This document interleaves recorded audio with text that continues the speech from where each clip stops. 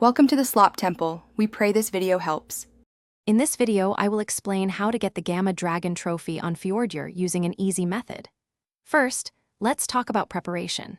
You'll need to gather specific artifacts from various caves and relics from the world bosses on Fjordur. For your creature army, aim for 10 to 20 powerful tames like Rixes or Shadowmanes. Each should ideally have around 35,000 health and 1,000 melee damage, equipped with high-quality saddles. Don't forget a Uranus to buff your army. Once inside the arena, strategy is key.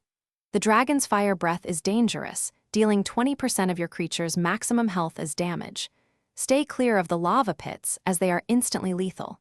For yourself, wear ghillie armor to combat the extreme heat, and a tech canteen can provide cooling. A unique tactic involves using wyvern milk, which can grant immunity to the dragon's fire debuff, making the fight significantly easier.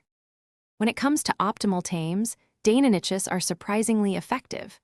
Their bleed damage works on bosses, and a single, well-bred Dainoniches can even solo the Gamma Dragon by attacking its left leg, where the dragon struggles to retaliate. If you prefer a larger army, Rixes are always a solid choice, especially with high health and melee. Shadowmanes are also fantastic, boasting natural armor and powerful attacks, making them incredibly versatile for this encounter. After a successful battle, you'll be rewarded handsomely.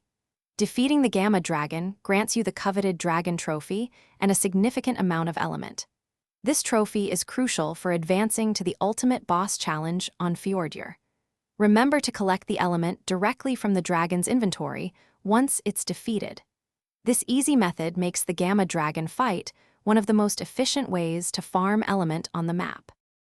Thanks for watching. Consider subscribing if we helped you.